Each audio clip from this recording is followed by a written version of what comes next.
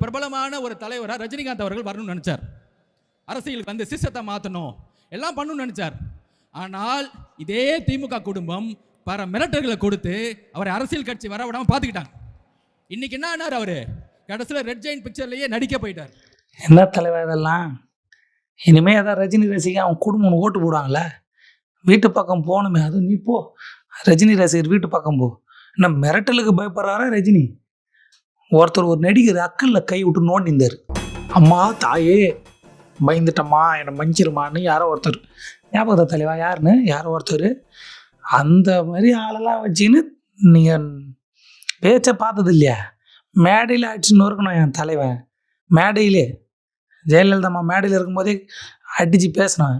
நடிகர் அஜித் மேடையில் பேசுகிறப்ப ஏஞ்சி நின்று கை தட்டினவன் தலைவன். பேசுறது கூட பரவாயில்ல, பேசுறதுக்கு ஆதரவு தெரிகிறவன் ஏஞ்சி நின்று கை தட்டினா மனுஷன். என்னையா இது?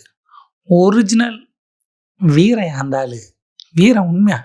நடிகர் கமலஹாசனும் சரி, ரஜினிகாந்தும் சரி, முரண்பாடுகளாம், கருத்து முரண்பாடுகளாம். அவர் கட்சி ஆரம்பிக்கிறப்ப அவரு விமர்சனம் வச்சாங்கன்னா இவர் சொல்கிற மாதிரி இல்லை, ஆள் பயப்படா இல்லை, வீரன். சில எச்ச மாரி, சில பைனாங்குழி மாரி, சில ஒன்றுக்கு போகிற மாரி அக்கல்ல கை விட்டவர் அவர் கிடையாது.